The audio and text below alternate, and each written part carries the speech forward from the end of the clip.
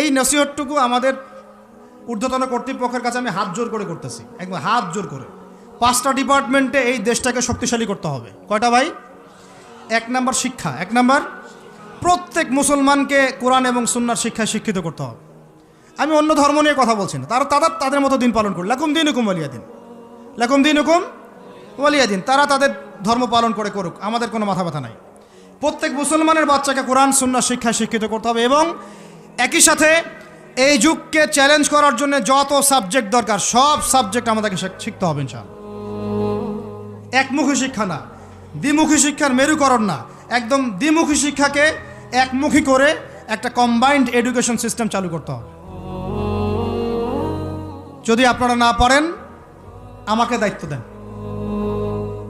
আমাদেরকে বলেন যে ভাই বা ছোট ভাই, তোমাকে আমি 1 বছর সময় দিলাম, শিক্ষার বিষয়গুলো গোছায় দাও, বিনা পারিশ্রমিকে ইনশাল্লাহ করে দেব, কোনো সমস্যা নেই, 1 টাকাও দিতে হবে না, জাস্ট একটা চেয়ার টেবিল দেন, 100 জন আলেম দেন, 100 জন বুদ্ধিজীবী দেন, গড়ে দিব ইনশাআল্লাহ তাআলা। প্লে গ্রুপ থেকে মাস্টার্স পর্যন্ত আমাদের ছেলেমেয়েরা এমন শিক্ষায় শিক্ষিত হবে যেটাকে শরীফের গল্প শেখাবে না ইনশাআল্লাহ, বরং আমার ছেলে পাইলটও হবে, বিমানও চালাবে, আমার ছেলে ইনশাআল্লাহ হাফেজে করানো হবে ইনশাআল্লাহ, আমার মেয়ে ডক্টরও হবে ইনশাআল্লাহ, আমার মেয়ে আয়েশা রাদিয়াল্লাহু আনহার মতো মুহাদ্দিসও হবে ইনশাআল্লাহ, আমাদের এক ভাই সে রাজনীতিবিদও হবে ইনশাআল্লাহ, জুমার খুতবাও দিতে পারবে ইনশাআল্লাহ। আল্লাহর কসম করে বলতেছি এমন শিক্ষা চালু করা সম্ভব, শুধু আপনারা যদি একটু সৎসাহস দেখান, একটু উদ্যোগ গ্রহণ করেন, আল্লাহ পাক বহুত আজর দিবেন আপনাদেরকে। আল্লাহ পাক এই ওসিলে আপনাদের সব গুনাহ মাফ করে জান্নাতও দিতে পারেন। আল্লাহর রাস্তায় আল্লাহর দিকে ফিরে আসেন। আমি আপনাদের সবচেয়ে শ্রেষ্ঠ বন্ধু, আমাকে শত্রু মনে করেন না। ইউসুফ আলাইহিস সালাম এক পর্যায়ে বলেছিলেন যে আমি যোগ্য, আমাকে দায়িত্ব দেন। মনে আছে আপনাদের? যখন সমাজে দুর্ভিক্ষের স্বপ্ন দেখলেন রাজা, রাজদরবারে গিয়ে তিনি বললেন যে দেখেন আপনার স্বপ্নটা এমনি এমনি স্বপ্ন না, 7 বছর এখানে ফসল ফলবে, 7 বছর দুর্ভিক্ষ হবে।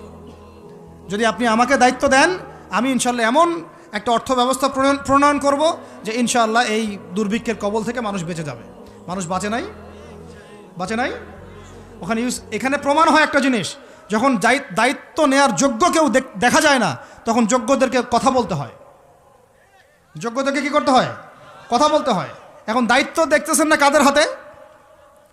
একটা লোক, যে ব্যক্তি আল্লাহর অস্তিত্বেই বিশ্বাস করে না, সে কিতাব লিখতেছে, ওই কিতাব আমাদের সন্তান পড়তেছে। আমি নাম মেনশন করতে চাচ্ছি না। কিছু মানুষ যারা আল্লাহর অস্তিত্বেই বিশ্বাস করে না, তারা মনে করে মহাবিশ্ব সৃষ্টি হয়েছে বিগ ব্যাং থেকে, আল্লাহ সৃষ্টি করে নাই। ও ডিপার্টমেন্ট অফ হেড হয়ে বসে আছে ওখানে। আজকে ট্রান্সজেন্ডার ইস্যু আসছে জন্য আপনারা নড়েচড়ে বসতেছেন না।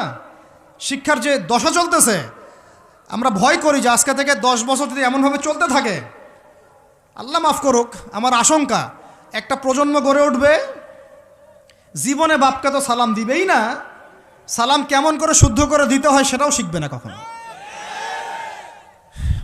ওই দিন যদি আপনারা দেখতে না চান, এখনই ব্যবস্থা গ্রহণ করেন। আমাদের কাছে ব্যবস্থা গ্রহণ করার কোনো ক্ষমতা নাই, ক্ষমতা আপনাদের হাতে আছে। আপনারা যদি এই ক্ষমতাকে আল্লাহর দিকে, আল্লাহর সন্তুষ্টির জন্য ব্যবহার করেন, আল্লাহ আপনাদেরকে আরও বড় করবে ইনশাল্লাহ। যদি আল্লাহর জন্য এটা আপনার আল্লাহর জন্য ব্যবহার না করেন, এগুলোকে প্রশ্রয় দিতে থাকেন, বিশ্বাস করেন ভাই, ফেরাউন টিকতে পারে নাই, নমরুদ টিকতে পারে নাই, আদ জাতি টিকতে পারে নাই, সামুদ টিকতে পারে নাই, নুহের কওম টিকতে পারে নাই, কমে লুত টিকতে পারে নাই, কমে মাদিয়ান টিকতে পারে নাই, আসহাবুল আইকা টিকতে পারে নাই, মুসার কম বানু ইসরাইল টিকতে পারে নাই। আমরা কোন ক্ষেত কি মূলা? আমরা কোত্থেকে আসলাম? আমরা এগুলো চালায় যাবার আল্লাহ পাক আমাদেরকে একদম জান্নাতুল ফেরদৌস দিবেন এমনটা মনে করছেন? হাদিস কত চমৎকার, কত সুন্দর হাদিস। লাউ ইয়াহদি আল্লাহু বিকা রাজুলান ওয়াহিদান খায়রুল লাকা মিন হুমুরিন নাম। তোমার দ্বারা যদি একটা মানুষও আল্লাহর দিকে ফিরে আসে, আল্লাহওয়ালা হয়ে যায়, লাল উট কুরবানি করার চেয়ে বেশি নেকির কাজ। তোমার একটা দাওয়াতে যদি মানুষ আল্লাহর দিনের দিকে ফিরে আসে, ওই আমলকারী সব নেকি তুমি পাবা। যদি একজন সৎ নেতা দাঁড়ায় যায় বলে যে আমরা প্রাইমারি লেভেলেই ক্লাস 1 থেকে 5 পর্যন্ত যে সময়টুকু, এই সময়টুকুর মধ্যে আমাদের বাচ্চাদেরকে কোরআন তেলাওয়াত করা বাধ্যতামূলক করে দিলাম, সিলেবাসভুক্ত করে দিলাম। ওই নেতার উপর আল্লাহ রহম করবে ইনশাআল্লাহ। সেই নেতা কোথায়, কে আছে সেই সাহসী নেতা? আমি আপনাদেরকে বলি যারা রাজনীতি করেন, কারণ আমার সাথে আপনাদের কোনো শত্রুতা নাই, আর আমি আপনার শত্রুও না, বরং বন্ধু। আপনারা যারা রাজনীতি করেন, এমন একটা নেতা খালি বের করে দেন, এমন একটা নেতা হয়ে যান খালি ওমরের মতো।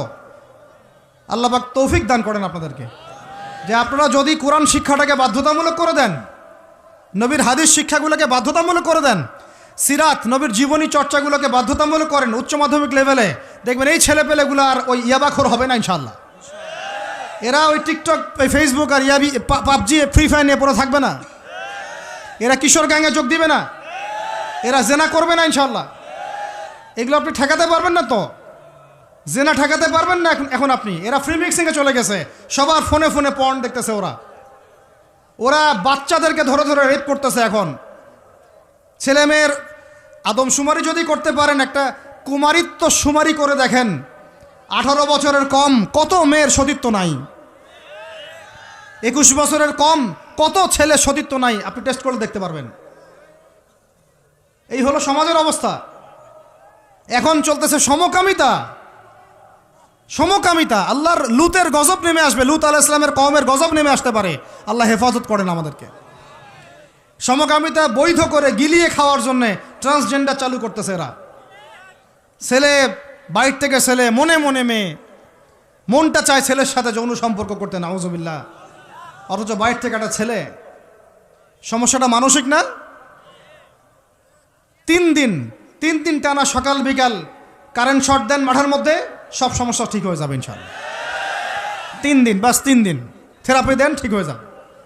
এগুলো প্রমোট করতেছে মিডিয়াতে বিভিন্ন নাটক দেখাচ্ছে, এগুলো দিয়ে ফেসবুকে এরকম ক্লিপ দেখানো হচ্ছে, মানুষ লিখতেছে, অধিকার চাচ্ছে। কোন যুগে আসলাম রে ভাই?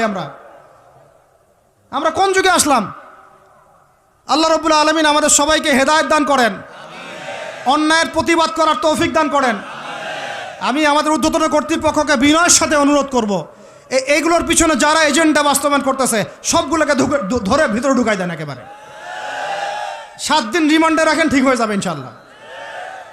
আপনারা খালি দাড়ি টুপি পাগড়ি জুব্বা দেখলেই সন্ত্রাসী মনে করেন?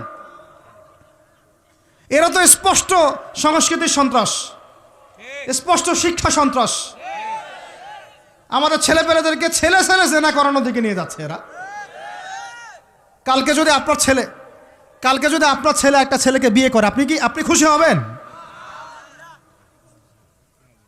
আস্তাগফিরুল্লাহ, নাউজুবিল্লাহ। আল্লাহ পাক আমাদেরকে হেফাজত করেন, আল্লাহ পাক আমাদেরকে মাফ করেন। আপনার মেয়ে যদি কালকে একটা মেয়েকে বিয়ে করে নিয়ে আসে, আপনি সমাজে মুখ দেখাবেন কিভাবে?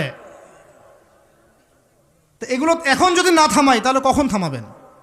ওই যে বললাম, সুদ যখন চালু হয়েছিল আমরা সবাই কিন্তু প্রতিবাদ করি নাই। এখন সবাই সুদখোর হয়ে যাচ্ছে দিন দিন। আমরা যে অনেকে তাহাজ্জুদ পড়ে কান্নাকাটি করি, আল্লাহ দোয়া কবুল করো, এইটা করো সেইটা করো। দেখেন দোয়ার বেশিরভাগই কবুল হয় না। কেন হবে? অর্থনৈতিক জীবনে তো সুদ খাচ্ছি, আমি ঘুষ খাচ্ছি, দুর্নীতি করতেছি, হারাম খাচ্ছি, পণ্যের ভেজাল দিচ্ছি। আল্লাহ পাক আমাদের সবার রিজিককে হালাল করার তৌফিক দান করেন। অতএব আমি 5টা কথা বলছি, 5টা ডিপার্টমেন্টে এই জাতিটাকে শক্তিশালী করতে হবে। আল্লাহ পাক তৌফিক দান করেন। 1 নাম্বার শিক্ষা। 1 নাম্বার কি ভাই? এমন কোন শিক্ষা? শুধু একমুখী না, 2মুখী শিক্ষার সমন্বয়। কোনটা? কোরআন সুন্নাহও থাকবে, আবার জেনারেল শিক্ষাও থাকবে। আল্লাহ পাক তৌফিক এনায়েত করেন, আমিন। 2 নাম্বার অর্থনীতি। 2 নাম্বার কি? আমাদের অর্থনীতি এত শক্তিশালী করতে হবে যে আমাদেরকে যেন পশ্চিমাদের কাছে কখনো হাত পাততে না হয়। আমাদের কৃষি দিয়ে আমরা চলবো ইনশাআল্লাহ, আমাদের যাকাত ভিত্তিক অর্থনীতি দিয়ে আমরা চলবো ইনশাআল্লাহ। আমাদের সত্যি এটা সোনার বাংলা, এটা সত্যি সত্যি সোনার বাংলা। আমাদের জমিতে এমন কোনো ফসল নাই ফলে না, তাই না ভাই? কৃষকের কাছে যে ফসলটা ফলে রুট লেভেল থেকে, ওইটা বাজারে আসতে আসতে 10 গুণ দাম বৃদ্ধি হয়ে যায়, সিন্ডিকেট হয় মাঝখানে। এগুলো বন্ধ করলে আমাদের উৎপাদন খেয়ে আমরা শেষ করতে পারবো না। আমাদের যে পরিমাণ ইলিশ মাছ হয়, এটা আমরা খেয়ে শেষ করতে পারবো না। আমাদের সমুদ্রে যে পরিমাণ সম্পদ আছে না, এটা উঠাইলে আমাদের জাতির মাথাপিছু আরও বেড়ে যাবে। মাটির তলে গ্যাস আছে, আর যেখানে গ্যাস আছে তার মানে কি জানেন? তার মানে তার নিচে তেল আছে। আজ হোক আর কাল হোক তেল পাওয়া যাবে, আর তেল পাওয়া গেলেই দেখবেন আমেরিকা এসে আঁকড়া কাটছে। ওদের কাজই এইটা। তখন বলবে যে তখন যেই সরকারে থাকুক বলবে সরকার ভালো না, ওখানে গণতন্ত্র কায়েম করতে হবে, আমাদেরকে যাইতে হবে। উদ্দেশ্য কিন্তু সরকার না, উদ্দেশ্য কি? তেল। এটাই তেল চোর, সারা বিশ্বের তেল চোরেরা। আর এই তেল নিয়ে নিয়ে নিয়ে নিয়ে কী করেছে জানেন না আপনারা? এগুলো বলতে গেলে অনেক কথা। নিজের দেশের নিচে বাংকার তৈরি করছে। এই বাংকারে কত গ্যালন গ্যালন তেল যে রিজার্ভ করা আছে আপনি জানেন না। যে তেল যদি বিক্রি করতে হয় তাহলে ডলারেই করতে হবে, তেল বিক্রি করতে হলে এই ডলারেই করতে হবে। তো আরবের শায়েখরা বলেছে ঠিক আছে রাজি, কুল্লু খালাস ইয়া হাবিবি। ওরা বলেছে হ্যাঁ ঠিক আছে, আমরা শুধু তোমাদের কাছেই তেল কিনবো আর কারোর কাছে তেল কিনবো না। শুধু তোমাদের গলফ কান্ট্রির কাছেই তেল কিনবো আর কারোর কাছে তেল কিনবো না। আর তোমরা শুধু ডলারে তেল কিনবা, অন্য কোনো কারেন্সিতে তেল কিনতে পারবা না। টাকা দিলে তেল দিবে না, রুপি দিলে তেল দিবে না, লিরা দিলে তেল দিবে না।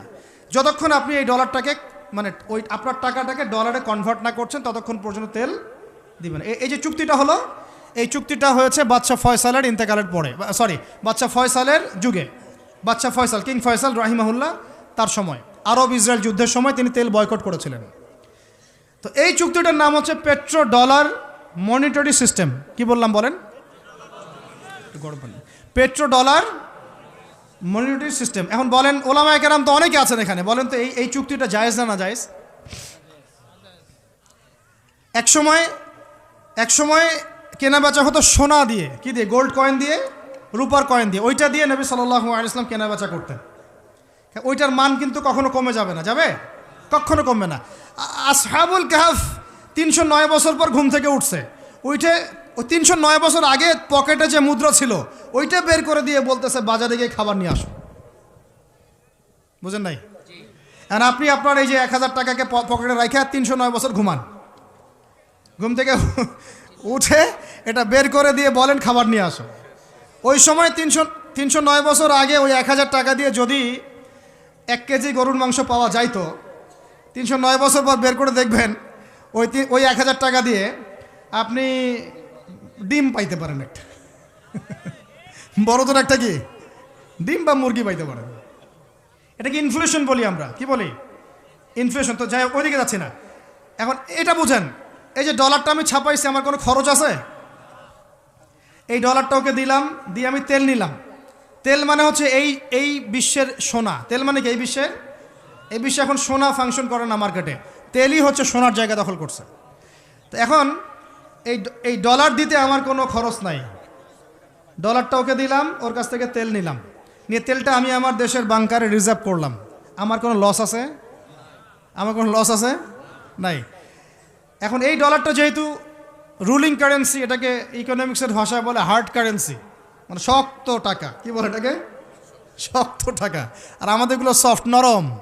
মানে হার্ড কারেন্সির মাধ্যমে বা এর আদলে সফট কারেন্সির মান নির্ধারিত হয়। বুঝতে পারতেছি কি? তো এখন যেহেতু ডলার হার্ড কারেন্সি, তো এখন ডলার না পাইলে আমাদের রেমিটেন্স বাড়বে না। তো এখন আরবরা ডলার নিয়ে জমানো শুরু করলো, আর মাশাআল্লাহ উঁচু উঁচু বিল্ডিং নির্মাণ করা শুরু করলো, আর ওই যে অরিজিনাল যেটা সম্পত্তি তেল ওটা দেওয়া শুরু করলো আর কি। এই হলো আয়ের উৎস। এই চুক্তির কারণে এই পশ্চিমারা এই তেলগুলো রিজার্ভ করে ফেলেছে, পেট্রো ডলার মনিটরি সিস্টেম। তা আমি বলতে চাচ্ছিলাম, অর্থনীতি এত সমৃদ্ধ করতে হবে যাতে করে আমরা ওদের কাছে হাত পাততে না হয়। এই জন্য আমার দেশের মধ্যে প্রচুর সম্পদ আছে, গ্যাস আছে, তেল আছে, আমাদের এখানে কিন্তু চুনাপাথর আছে, আমাদের এখানে সামুদ্রিক প্রচুর সম্পদ আছে। এবং ওইটা যদি ভালো করে থিসিস করা হয় দেখবেন ওখান থেকে আরও অনেক কিছু বের হবে ইনশাল্লাহ। হ্যাঁ, হ্যাঁ, মাশাআল্লাহ, ভেরি গুড। এটা বলতে চাচ্ছিলাম আমি, আমাদের সমুদ্রে ইউরেনিয়াম পাওয়া গিয়েছে। কেমিস্ট্রিতে কারা পড়েছেন? কেমিস্ট্রিতে কেউ পড়েন না এখানে? ইউরেনিয়ামের নাম শুনেন নাই? সবচেয়ে সেরা মূল্যবান ধাতুগুলোর একটা। এগুলো যদি সুষ্ঠুভাবে তোলা হয়, আর যদি দুর্নীতি না থাকে, সরকারি সুষ্ঠু ব্যবস্থাপনা থাকে, সরকারে যেই থাক না কেন, বাংলাদেশ সমৃদ্ধ হবে ইনশাআল্লাহ। এরপর আবার কৃষি আছে, আমাদের জমি মানে সোনা, যা ফলাবেন তাই ফলবে এখানে, যা ফলাবেন। সৌদি খেজুর পর্যন্ত চাষ হচ্ছে এখন এখানে। চিন্তা করা যায়। মাছ, আমাদের বলে না মাছে ভাতে বাঙালি, এই মাছ খেয়ে আমরা শেষ করতে পারতাম না। আমরা তো আমাদের শত্রু নিজেরাই। মাছকে আপনি ফরমালিন দিয়ে নষ্ট করছেন, খাদ্যে আপনি ভেজাল দিয়েছেন, বাজারে আপনি সিন্ডিকেট করে দাম বাড়াইছেন। আমাদের গার্মেন্টস শিল্প, যে পোশাকগুলো আমরা নির্মাণ করি, এগুলো আমাদের পরে শেষ করতে পারতাম না আমরা। এগুলো এখন বেশিরভাগই বাইরে যাচ্ছে। তো অনেক প্রবলেম। এই জিনিসটা এক কথায় উত্তর হচ্ছে, যদি আমরা অর্থনীতি সমৃদ্ধ করতে না পারি, আগামী বিশ্বকে আমরা চ্যালেঞ্জ করতে পারবো না। উপরে যে বা যারাই থাকেন তাদের সাথে আমাদের কোনো দ্বন্দ্ব নাই। আমাদের একটা আহ্বান, উদাত্ত আহ্বান, করজোর অনুরোধ, শিক্ষার সাথে সাথে অর্থনীতি সমৃদ্ধ করার চেষ্টা করতে হবে। এর পথে বাধা কি তাহলে? এর পথে বাধা হচ্ছে দুর্নীতি। বাধা কি বলেন? এই একটা অভিশাপ জাতির উপর থেকে না সরাতে পারলে এই সোনার বাংলা আমরা গড়তে পারবো না ভাই। 50 বছর থেকে আমরা পারতেছি, কিন্তু প্রয়োজনের তুলনায় এটা যথেষ্ট না। আমাদের টপ টু বটম সবাই দুর্নীতির সাথে কম বেশি সম্পৃক্ত হয়ে যাচ্ছে। আল্লাহ পাক আমাদের সবাইকে হেফাজত করেন। এগুলো অন্যের সম্পদ আত্মসাৎ করলে পরে আল্লাহ ইবাদত কবুল করবেন না। আল্লাহ পাক আমাদের সবাইকে সৎ হওয়ার তৌফিক দান করেন, সততা বজায় রাখার তৌফিক দান করেন। আর 3টা জাস্ট পয়েন্ট বলে শেষ করে দিব। 3 নম্বর পয়েন্ট হচ্ছে, আমাদের যুব সমাজকে নিয়ে সত্যিকার অর্থেই একটা কর্মমুখী পরিকল্পনা প্রণয়ন করতে হবে। আমাদের অন্যতম একটা সমস্যা হচ্ছে বেকারত্ব। সমাজের যুবকরা দেখেন না, যে জেনারেশনটা যুদ্ধ করেছিল আমাদের বাংলাদেশের মাটিতে, এই জেনারেশনটা কি তারা পারবে? ওদের কি সেই ফিটনেস আছে? ওদের সেই কি প্রশিক্ষণ আছে? ওদের কি সেই খাদ্যাভ্যাস আছে? ওদের কি সেই চেতনা আছে? আমি তো নিজেও ইংলিশ মিডিয়ামে পড়েছি। আমাদের ব্যাকগ্রাউন্ডে এমন অনেক স্টুডেন্ট ছিল যারা ভাষা দিবস, শহীদ দিবস নাম ওটা কবে সেটা বলতে পারে না। 7ই মার্চ কি হয়েছে তারা জানে না। 16 ডিসেম্বর কি দিবস ওরা জানে না। এরকম বহু আপনি স্কুল জরিপ করেন, বহু English medium, English version school আছে, ওরা জানে না এগুলো কি। ওরা এগুলো পড়ে না, জানে না। সংস্কৃতির কথা বলি, ভাষার কথা বলি, গৌরবের কথা বলি, এগুলো আমাদের গৌরবের জায়গা।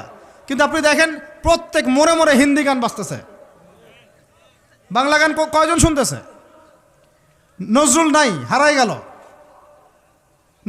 নজরুলকে হারাই ফেললাম, জসিমউদ্দিনের কবিতা হারাই গেল, ডক্টর শহীদুল্লাহর কথাগুলো আস্তে আস্তে হারাই যাচ্ছে। আহমদ ছফা নাই। আমরা ওইসব জায়গায় কাদেরকে বসাচ্ছি? আমি কাউকে আঘাত করতে চাচ্ছি না। আমরা ওইসব জায়গায় কাদেরকে বসাচ্ছি দেখেন। একটা সময় ব্রিটিশ বিরোধী বিদ্রোহের সময় আমাদের বাপদাদারা হিন্দিতে, উর্দুতে পর্যন্ত কবিতা লিখে প্রতিবাদ করেছিলেন। আপনারা অনেকেই জানেন এগুলো, যারা পড়াশোনা করেন। তারা তখন বলতেন, একটা ডায়লগ ছিল যে কি জানি, सरफरोशी की तमन्ना अब हमारे दिल में है, देखना है जोर कितना बाजुए कातिल में है। মনে নেই আপনাদের অনেকের? মানে স্বাধীনতার তামান্না আমাদের মনের মধ্যে আছে, খালি দেখার বাকি যে কাতেল বা জালেমের বাহুতে কত শক্তি আছে। কি কবিতা ছিল ওই সময়কার। তো আমরা এগুলো হারাই ফেলতেছি। আমাদের ইয়াং জেনারেশনকে যেমন করে কোরআন সুন্নাহ শিক্ষিত করতে হবে, দেশ, জাতি, ঐতিহ্য, সংস্কৃতিতেও বলিয়ান করতে হবে। একই সাথে ওদের বেকারত্ব দূর করার জন্য কর্মমুখী পরিকল্পনা গ্রহণ করতে হবে। এদেরকে কাজে লাগান। বেকার বসে আছে, অলস, সারাদিন মাথার মধ্যে দুনিয়া শয়তানি, সারাদিন মোবাইল, লুডো খেলে, পাবজি, ফ্রি ফায়ার, এগুলো কাজ নাই, কোনো কাজ। আল্লাহ পাক আমাদেরকে এই ফিতনাগুলো থেকে হেফাজত করেন, আমিন। আর এই জায়গায় আমাদের এই স্বজন প্রীতি এগুলো ত্যাগ করতে হবে। প্রতিভা যার, তাকে মূল্যায়ন করতে হবে। যদি আমার প্রতিভা থাকে, আমাকে চাকরি দিতে হবে। ওই ভাইয়ের প্রতিভা থাকে, তাকে চাকরি দিতে হবে। ওই ভাইয়ের প্রতিভা আছে, সে রিটার্নে ফার্স্ট হয়েছে, ভাই ভালো করেছে, ওকে অগ্রাধিকার দিতে হবে। কেন আমি দল করে বলেই আমার চাকরিটা হবে? কেন আমার মামা অমুক, খালা অমুক, খালু অমুক বলেই চাকরিটা হবে? কেন হবে? এই অন্যায় যদি চলতে থাকে, আল্লাহর গজব নেমে আসবে। আর বিশ্বাস করেন, এই যে ট্রান্সজেন্ডার এগুলো কথা বলছেন না, এগুলো আল্লাহরই গজব। কার গজব? এগুলো আল্লাহর পক্ষ থেকে গজব আকারে আসতেছে। 4 নাম্বার, 3টা বলেছি ভাই। একটা হচ্ছে শিক্ষা, আমরা শক্তিশালী হব কোথায়? শিক্ষা ইনশাআল্লাহ। 2 নাম্বার অর্থনীতিতে, 3 নাম্বার কর্মসংস্থানে। 4 নাম্বার হচ্ছে আমাদের এই জাতির একটা বড় অংশ, প্রায় 50% হচ্ছে মেয়েরা, মহিলারা। তাদেরকে কাজে লাগাতে হবে অবশ্যই। আমরা মহিলাদেরকে অনেক ক্ষেত্রে দিনই ক্ষেত্রেও পিছায় ফেলছি। আপনারা আসছেন, বসছেন, আওয়াজ শুনলেন, কয়জন মহিলা এই সুযোগটা পায়? কয়টা বাসায় মহিলাদের তালিম হয়? কয়টা দেশে মহিলা মাদ্রাসার সংখ্যা আসলেই কত? মহিলা আলেমা খুঁজে পাচ্ছি না আমরা মাদ্রাসা প্রতিষ্ঠা করতে গেলে আলেমা খুঁজে পাচ্ছি না, যে মুফতি বা ইফতা ফারেক বা দাওরা হাদিস পাশ করা আলেমা খুঁজে খুঁজে বের করতে হচ্ছে। অনেকে দেখা যাচ্ছে, আমি নিজেদের কথাই বলছি, ইফতা দিয়েছেন, দাওরা ফারেক করেছেন আমার পরিবারের এবং বংশের অনেকেই, তার আগেই বিয়ে সংসার হয়ে গেছে, এখন সংসার নিয়ে ব্যস্ত। তাহলে এখন মেয়েদের মধ্যে খেদমত কে করবে? আমি আপনি কি মেয়েদের মধ্যে এইভাবে ওয়াজ করতে পারবো? ওদেরকে সামনে নিয়ে বসতে পারবো? ওদের সমস্যাগুলিকে আমরা সলভ করতে পারবো?